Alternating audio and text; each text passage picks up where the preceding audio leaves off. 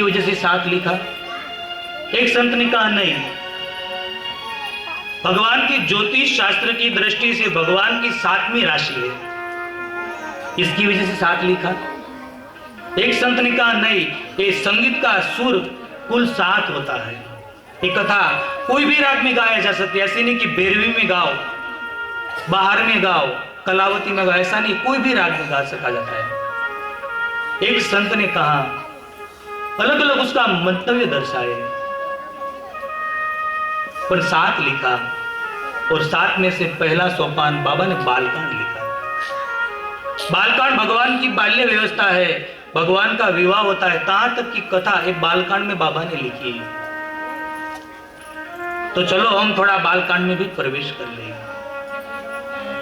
बाबा जी ने बालकांड में पहले थोड़े श्लोक लिखे, संस्कृत की शुरुआत की। कहां से? संस्कृत में प्रथम श्लोक बाबा जी ने लिखा संस्कृत में, वर्णानामर्थ संहरा रसानां छन्दसा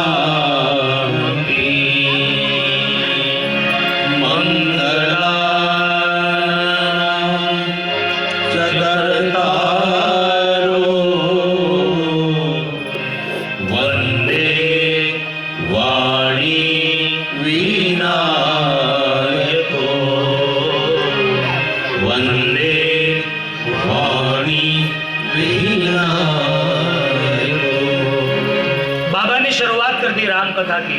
कहां से लिखा? वर्ण से। पहला शब्द रामचरितमानस का वर्ण से होता है, और आप पूरी रामचरितमानस सुनोगे तो पता चलेगा कि अंतिम शब्द है मानवा। मानव के वर्ण और मानव के बीच में बाबा ने पूरी कथा लिख दी। किसी ने पूछा, बाबा वर्ण और मानव के बीच में आपने कथा लिखी? तो कहा कि मेरे ये कथा का कोई वर्ण नहीं है। कल उठ के ब्राह्मण ऐसा न कहे कि एक कथा का गायन हम कर रहे तो एक ग्रंथ पर हमारा अधिकार है। कल क्षत्रिय ऐसा न कहे कि प्रभु हमारे कुल में अवतर है तो एक ग्रंथ हमारा है। कल वैश्य ऐसा न कहे कि ये आयोजन हम करवा रहे तो एक ग्रंथ हमारा है। कल शूद्र ऐसा न कहे कि प्रभु ज्यादा समय हमारे साथ बिताए तो एक ग्रंथ हमारा है। बाबा जी ने कहा कि मेरी कोई जात नहीं है, सिर्फ सच्चा मानव होना चाहिए, जातिवाद नहीं होना चाहिए। अरण्य कांड में तो भगवान खुद शबरी जी को कहते हैं, जाति पाति न कुल धर्म। शबरी जी में जात पात नहीं देखता, मैं तो सिर्फ प्रेम का नाता देखता। वर्ण से शुरुआत की और अंत में लिखा वंदे वाणी विनायक।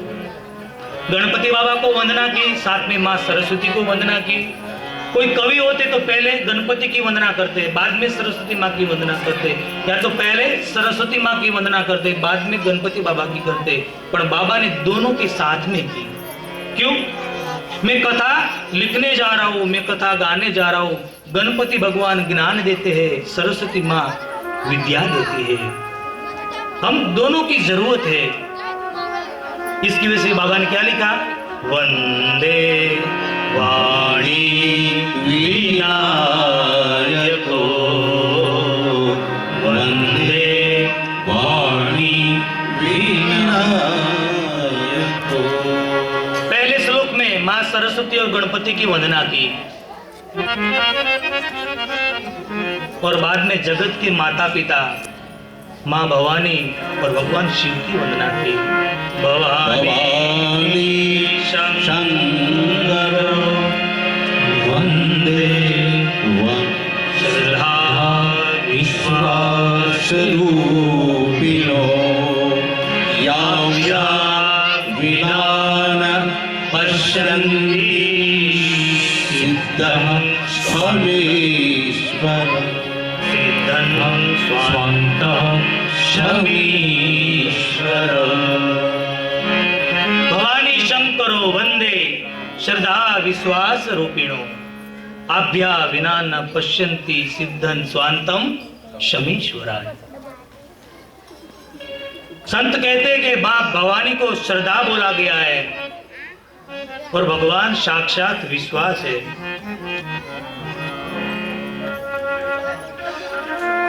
भगवान को विश्वास कहा है। हमारी समझ में तो हम दोनों को एक ही अर्थ में समझते हैं कि श्रद्धा और विश्वास एक ही है, पर बाबा कहते हैं कि एक नहीं है, ये बिलग बिलग है। श्रद्धा मां भवानी है। हमारी श्रद्धा कभी डगमग हो सकती है, विश्वास कभी डगमग नहीं होता, क्योंकि श्रद्धा को दो नेत्र है, मां भवानी को, भगवान शिव जी को 3 नेत्र है, तो अंधविश्वास कभी हमारा नहीं हो सकता। श्रद्धा को नदी कही है बाबा ने कि बारिश के समय पर भरपूर रहती है, बारिश चली जाती है तो वहां कुछ नहीं होता है। भगवान महादेव तो समुद्र है, कोई भी ऋतु हो उसमें कोई फर्क नहीं पड़ता है। श्रद्धा को चंद्र किया बाबा ने कि श्रद्धा 15 दिन उजाला देती है, 15 दिन अंधेरा देती है, पर विश्वास तो सूर्य भगवान है, हमेशा प्रकाश ही देते हैं। ऐसा श्रद्धा और विश्वास का स्वरूप में बाबा ने वंदन किया। उसके बाद में बाबा कथा लिखने जा रहे थे तो किसी ने पूछा बाबा कि बहुत सारी कथाएं लिखी गई, राम कथा, तो अभी और कथा लिख के आप क्या संदेश देना चाहते हैं? क्योंकि बात भी सही है कि राम कथा बहुत लिखी गई। वशिष्ठ भगवान